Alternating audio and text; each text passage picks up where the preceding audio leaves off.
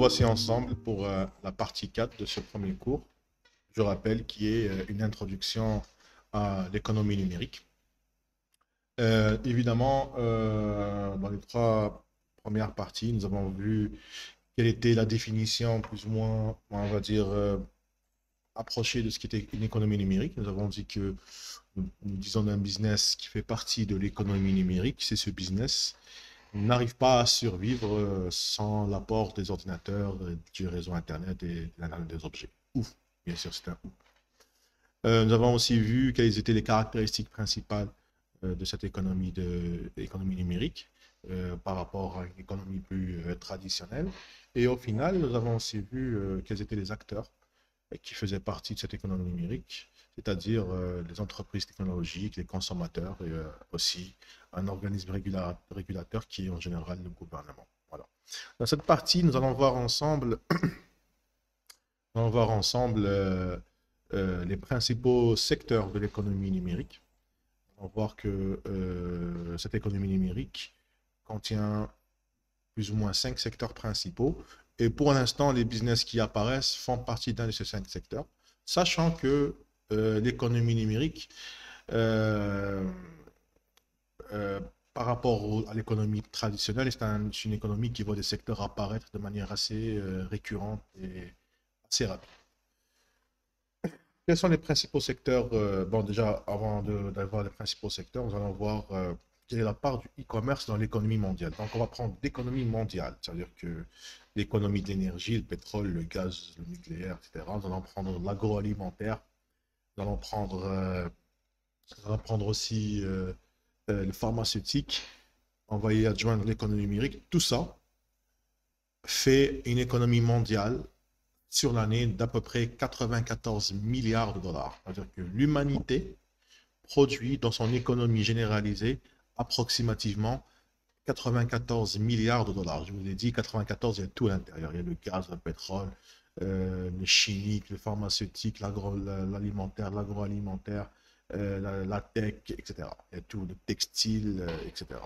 La fabrication d'industries lourdes, métallurgie, voitures, etc., moyens de transport, etc. Services, évidemment. Dans ces 94 milliards de dollars, on estime que 12 000 milliards, c'est un chiffre vraiment énorme, 12 000 milliards fait partie de l'économie numérique. Ça veut dire que nous sommes à 13% de la valeur de ce que produit l'humanité. 13% de ce que produit l'humanité appartient au secteur de l'économie numérique. Quels sont les 5 secteurs principaux? Nous avons les médias numériques. Nous allons voir ensemble que c'est un secteur extrêmement porteur. 2, nous avons le e-commerce, c'est ce qu'on connaît le plus en tant que citoyen, ce e-commerce. 3, les services en ligne. 4, la fintech, tout ce qui est en rapport avec la banque en ligne, les cryptocurrencies, etc. 5, l'Internet des objets, tout ce qui est smartphone, tout ce qui est pacemakers, tout ce qui est voiture intelligente, tout ce qui est frigo connecté, etc. Ça fait partie de l'Internet des objets. Nous allons commencer par le premier secteur qui est les médias numériques. Ce n'est pas les plus gros, mais ils sont quand même importants. Les médias numériques, y compris le streaming de musique et de vidéos. C'est-à-dire que Netflix fait partie des médias numériques. Les réseaux sociaux, les jeux en ligne, PUBG, Fortnite, tout ça fait partie aussi de ce qu'on pourrait considérer comme étant des médias numériques. Spotify pour la musique, Deezer, etc. Ça, c'est des médias numériques. En plus des journaux électroniques, en plus des chaînes en ligne, etc. Elle représente une part significative de l'économie numérique. Les revenus de l'industrie de la musique numérique ont augmenté, tandis que les ventes physiques de musique ont continué à décliner. C'est-à-dire que les acteurs du domaine vendent de moins en moins de CD-ROM, vendent de moins en moins de supports physiques pour la musique et les films, et les consommateurs consomment de plus en plus un support dématérialisé et intangible.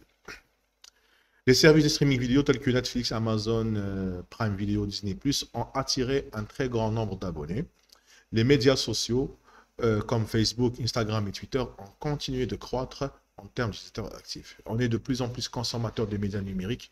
Il y a maintenant TikTok, Il y a pas mal de nouvelles plateformes qui apparaissent.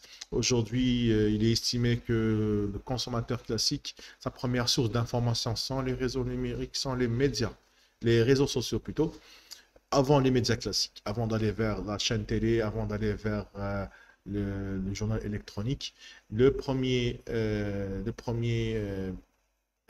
première source d'information pour le citoyen aujourd'hui, c'est les réseaux sociaux.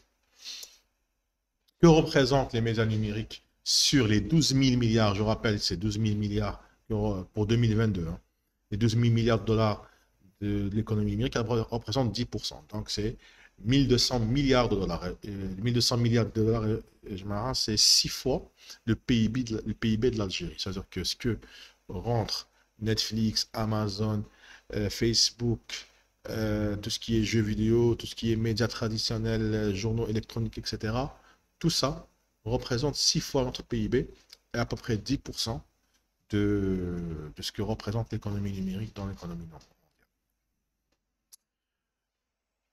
Deuxième secteur qui est le plus riche, on va dire que c'est celui qui génère le plus de bénéfices pour le commerce pour l'économie numérique, parce que déjà quand on dit économie numérique, c'est la première chose à laquelle on pense, c'est le commerce électronique. C'est Alibaba, c'est Amazon, c'est eBay, etc. Et c'est pas faux de croire ça parce que ils sont classés numéro 1 en termes d'entrée d'argent au niveau mondial dans le secteur d'économie numérique. Donc le commerce électronique a connu une croissance exponentielle.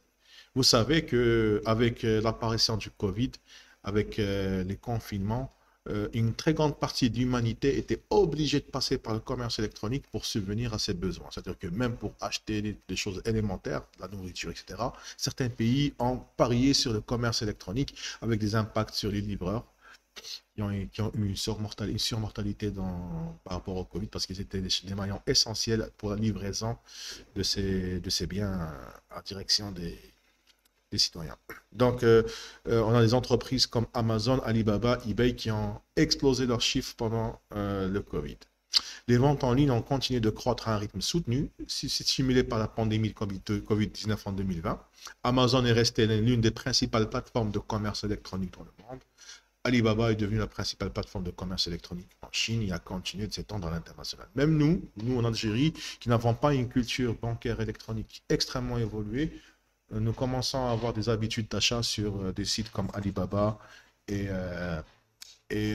Amazon. Nous voyons beaucoup d'Algériens qui essaient d'obtenir des cartes Visa électroniques internationales pour pouvoir effectuer des achats en devises, pour pouvoir acquérir des choses à l'international. C'est incontournable même pour nous. Quelle est la part du commerce électronique dans tout ça? C'est 15%. C'est-à-dire que le commerce électronique représente 1800 milliards de dollars euh, du commerce électronique, du commerce de l'économie numérique mondiale. Nous avons les services en ligne aussi, qui sont importants. Il faut juste savoir qu'il y a certaines branches qui vont s'entrecouper. C'est-à-dire que Spotify, par exemple, il est un média électronique et en même temps un service en ligne. Donc, on va le trouver dans la catégorie média électronique et services en ligne.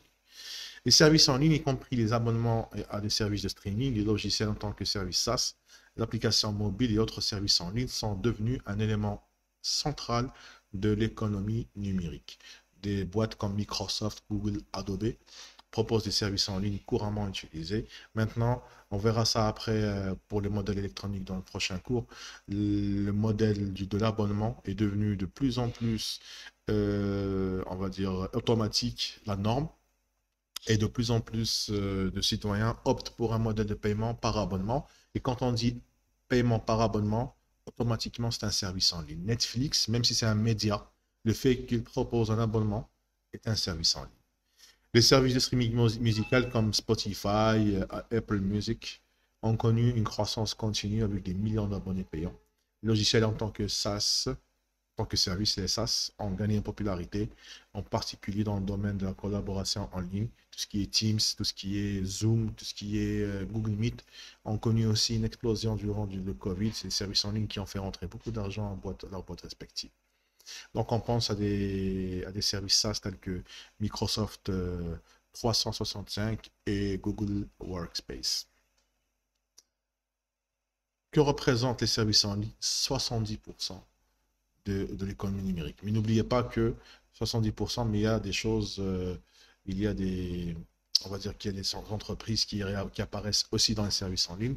Donc, c'est 8400 milliards de dollars. 8400 milliards de dollars. La fintech. La fintech, qu'est-ce que c'est? C'est tout ce qui est finance en ligne. C'est un concept qu'on ne connaît pas trop en Algérie, sauf ce qui est, moi je dirais que ce que représente, je dirais pas la fintech, mais un début d'amorce d'une fintech, c'est par exemple l'application Baridi Mob de la Poste, du CCP. C'est une application qui nous permet déjà, de manière automatisée en ligne, de faire des virements vers des personnes, de pouvoir consulter, de pouvoir créer des services de paiement en ligne direct, etc. Ça, c'est l'amorce d'une fintech à venir dans le futur, à venir dans le futur. Ça commence à pointer le bout de son nez en Algérie, c'est une très bonne nouvelle. Mais il faut savoir que la fintech va plus loin que ça. Ça va vers, imaginez une application sur laquelle vous pouvez prêter de l'argent depuis votre banque. Imaginez une application mobile sur laquelle vous pouvez acheter des parts de Saïdal, des parts de Sonatrach si elle était ouverte, etc. Ça, c'est ce qui existe en Occident, c'est la fintech du 21e siècle. À travers votre application mobile de trading, par exemple, vous pouvez faire des opérations sur la bourse, etc. Évidemment, je dois vous avertir, lorsqu'on parle de trading, sachez que c'est une affaire de professionnels. C'est très facile de perdre tout son argent sur des applications de trading. On n'est pas très loin des jeux de hasard parfois, pour être franc avec vous. On n'est pas très loin des jeux de hasard. Il y a de nouveaux venus aussi, c'est la crypto-monnaie, tout ce qui est Bitcoin, tout ce qui est Ethereum, etc., font partie du domaine de la fintech. Tout ce qui est échange de valeurs numériques, currencies, fait partie de la fintech. Il y a aussi des assurances aussi, on considère qu'ils font partie de la fintech. Imaginez pouvoir assurer votre voiture en ligne, ça fait partie aussi de la fintech. Tout ça fait partie du domaine de la finance. Évidemment, c'est un secteur qui a gagné en importance dans l'économie numérique. Les services financiers numériques comme le paiement mobile, les plateformes de prêt, les crypto-monnaies, les néobanques continuent de croître. La fintech a connu une croissance significative avec des entreprises de paiement mobile telles que PayPal, c'est connu mondialement, Venmo, c'est très connu en Californie surtout, Square, ainsi que des plateformes de prêt en ligne comme Lending Club et Prosper. Les crypto-monnaies comme Bitcoin ont attiré l'attention et ont vu leur valeur augmenter considérablement. Voilà, par exemple, il y a 3 jours, je suis en octobre, 2 jours, le 24 octobre, le Bitcoin a connu un pic à presque 40 000 dollars, qui était dans les eaux de 3 000, de 30 000. Voilà, moi je reste convaincu que ça reste un bien spéculatif, c'est-à-dire que sa valeur est trop flottante, trop fluctuante à cause des opérations de spéculation qui existent sur le marché. Pour moi, malheureusement, le Bitcoin n'est pas une monnaie telle qu'on la définit, tel qu'on définit une monnaie, mais c'est plus un acquis, un bien, comme un terrain qu'on achèterait au bord de la mer et dont la valeur fluctue à travers le temps. Voilà, c'est trop instable pour être une monnaie pour l'instant. Que représente la fintech? Elle représente quand même 600 milliards de dollars, c'est 5% de ce que représente l'économie numérique dans le monde. Finalement, nous avons aussi l'Internet des objets, les technologies IoT, qui sont en constante évolution avec des applications dans divers secteurs. On pense à la maison intelligente, à la santé connectée, à l'industrie, l'agriculture et la logistique. Les déploiements IoT varient en fonction des besoins des industries de la région et des régions. Pour savoir à quel point le IoT devient important, tous les drones que vous voyez, les drones connectés, sont des IoT.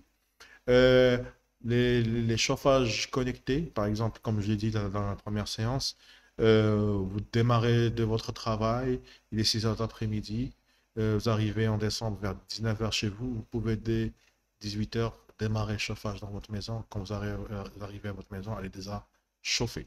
Inutile de laisser le chauffage toute la journée, consommer de l'énergie, gaspiller de l'énergie comme ça. Il est intelligent de faire en sorte que votre maison communique avec vous, que vous puissiez démarrer votre chauffage avant que vous partiez chez vous. Beaucoup de gens possèdent aujourd'hui des caméras de surveillance connectées dans leur maison, c'est-à-dire que depuis poste de travail, ils peuvent voir ce qui se passe à la maison. Ça fait partie des IoT. Il y a aujourd'hui des micro-ondes connectés, des machines à laver connectées, des réfrigérateurs connectés.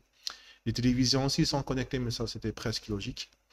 Euh, Nous avons aussi aujourd'hui des portes connectées. C'est-à-dire que vous avez un invité qui arrive chez vous, vous n'êtes pas encore à la maison, vous pouvez lui envoyer un code numérique sur son téléphone pour qu'il puisse ouvrir la porte par Bluetooth. Il n'y a que lui qui sera autorisé à ouvrir la porte. C'est des verrous intelligents avec lesquels on peut créer des clés virtuelles pour distribuer aux gens. On peut leur donner une clé qui est momentanée dans le temps, c'est-à-dire qu'elle peut se périmer le lendemain. Le lendemain, il ne peut plus rentrer, par exemple. Tout ça, ça existe. Pour ce qui est de l'agriculture aussi, c'est très très important. Les drones pour cartographier l'état des plantations.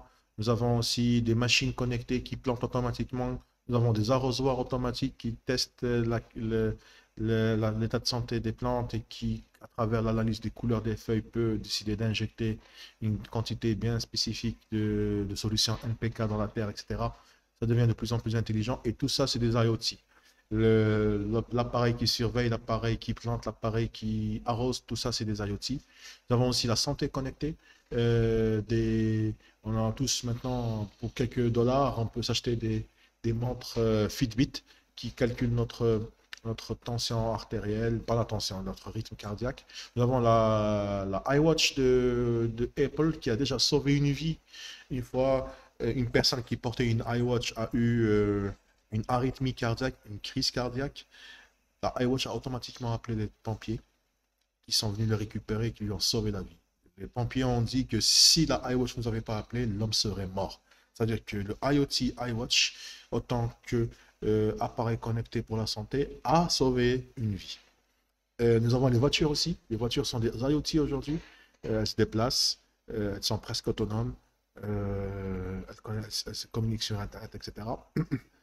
Nous avons aussi l'industrie, c'est clair. Tous les robots que vous voyez en train de construire des voitures, etc., sont des IoT.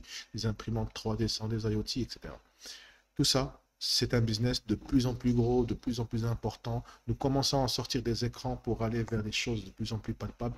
Je ne serais pas étonné dans le futur d'avoir des habits intelligents. Je ne serais pas étonné de voir de la nourriture intelligente, boire un cachet qui va rentrer dans le corps et faire une analyse physico-chimique de ce qui est à l'intérieur du corps.